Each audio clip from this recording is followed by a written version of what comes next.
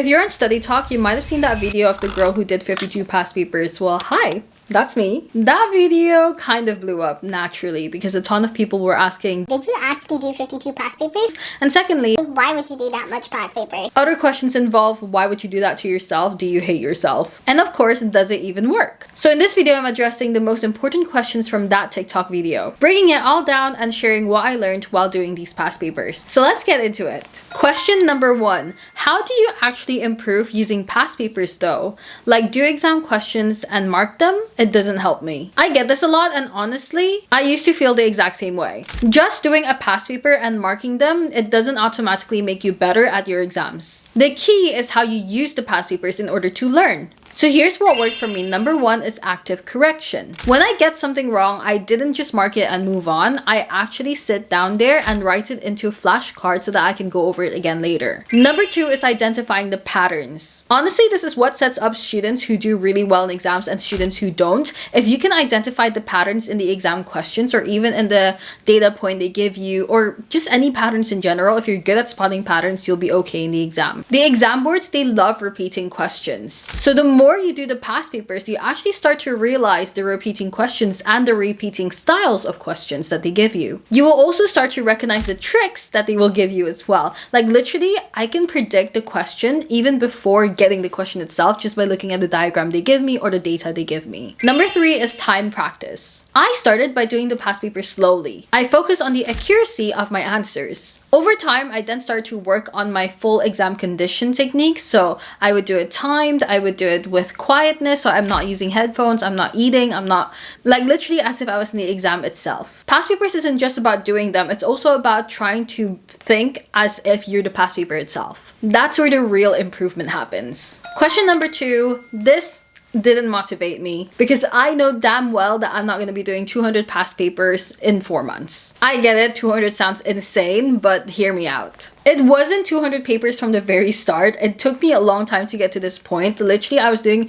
literally just focusing on past papers. I was not making notes or anything like that. My only study technique was just doing past papers. Obviously, the first ones were really slow and painful as well. So it took a long time for me to get through like the first 5 past papers. But the more I did the past papers, again, because I already knew a lot of the patterns, a lot of the questions, I could predict a lot of things that were going to come up, I got a lot faster in it. I could literally finish a 2-hour paper in just half an hour. It also ended up becoming a game for me. How quickly can I get it done? Can I break down a question? Can I do this? Can I do that? It just became a challenge for me to complete the past paper faster and with better accuracy. It's like playing an instrument. At first, you're really bad at it. You scratch up your violin and you don't get your chords perfectly fine. But after a while, you get better at it and you know where the chords are without having to look at your fingers. Past papers, they work the exact same way. You don't have to do 200, just start and you'll get better in the end. Question number 3, how the hell did you take maths, biology, chemistry, and physics? That's crazy work.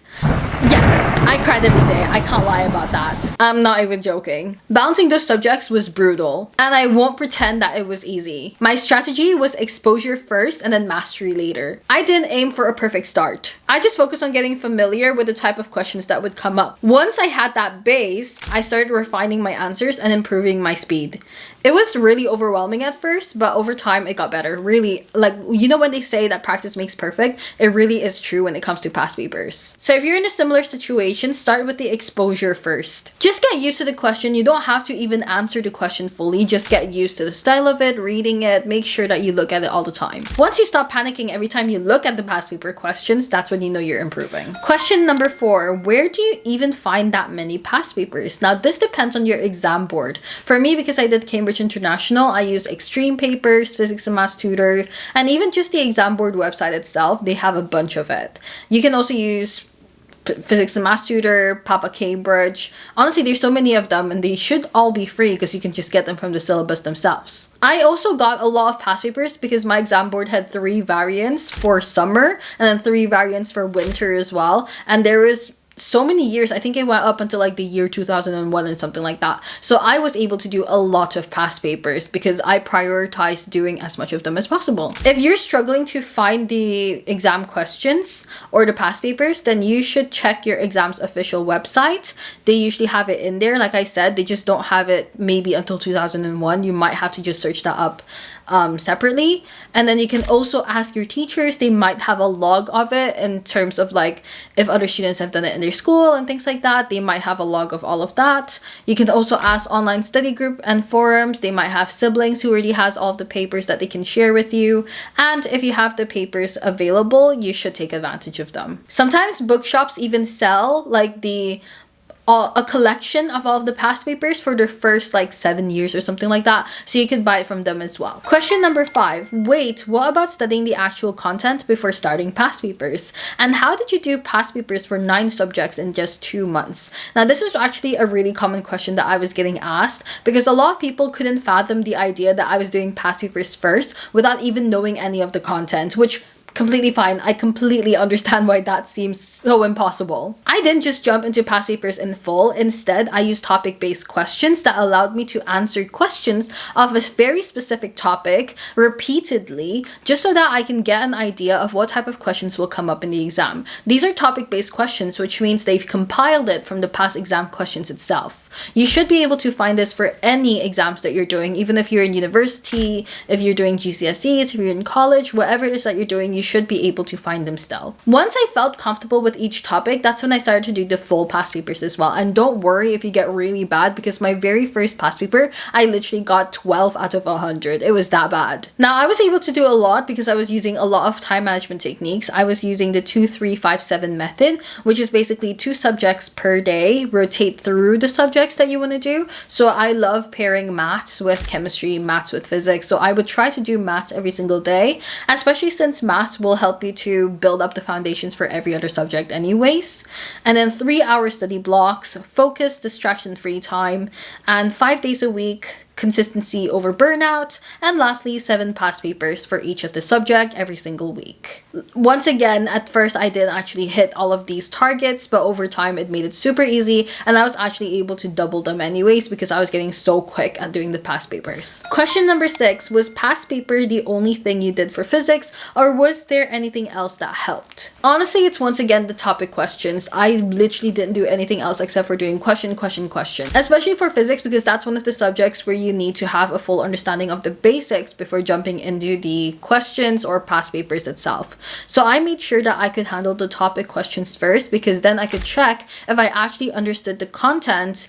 Regardless if the teacher was good at teaching it or not, I should still at least know the basic fundamentals of those subjects. And if I did, and I can answer the topic questions, that's when I know I can start doing the past paper questions. I was able to pinpoint all of the weak areas when I'm doing these topic questions, because again, they're just the same questions of each of the topics repeatedly over and over again. It allowed me to also practice on specific concepts that I may be quite weak on until I get a mastery of it. Once I started the full past papers, I already knew how to tackle most of the question types as well, because again, I've already seen what they're going to be like, because the topic questions are just a replica of the exam questions itself. So no, technically past papers weren't the only thing that I did, but they were definitely the most effective once I did figure out the basics of it. Question number 7.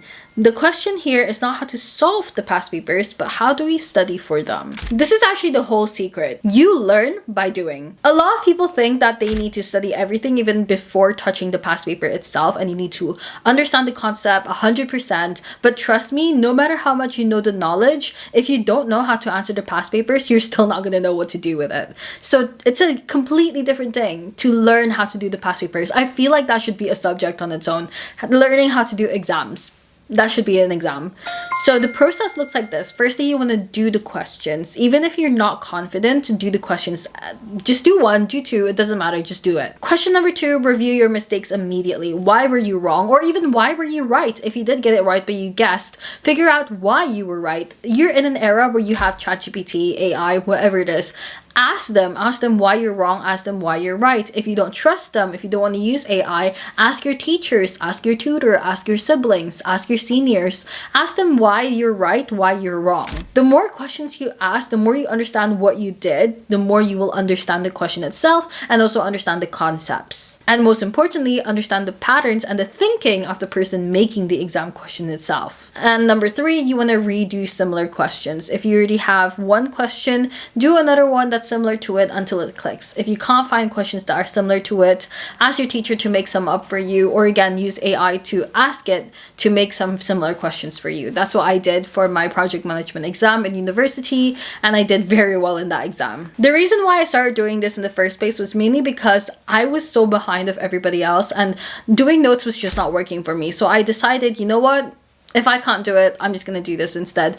I was actually quite lucky because even though I didn't have guidance on this, it was kind of forced on me because my teacher made us do past papers regardless, because we already finished the content at school. We finished the content at least like 4 months before the exam, so we were already ahead of everything. We were doing past papers at school. I had no choice but to do the past papers anyways. And I realized that this method was just doing very, very well for me, and I actually saw improvements in my grades. So I stopped completely doing the notes that weren't helpful for me at all and just dove headfirst into these past papers. So if you're feeling overwhelmed, just know that it is not about talent. It's about showing up every single day. It's about consistency, and small steps will always add up. If you're struggling with your grades, don't give up. You need to start somewhere. We all do. Even if it's just one paper, trust me, the small amount makes a difference. So that's my full breakdown of the 200 past paper experience. Hopefully this clears up some of the questions that you may have or is lingering, and it gives you a better idea of how past papers can help you with your exams. If you have any comments or questions, don't forget to drop them down below. I'll try to answer as many as I can. And if this helped you, don't forget to like and subscribe, and send this to your friends if you think this will help them as well. Thanks guys, see you in the next one. Bye!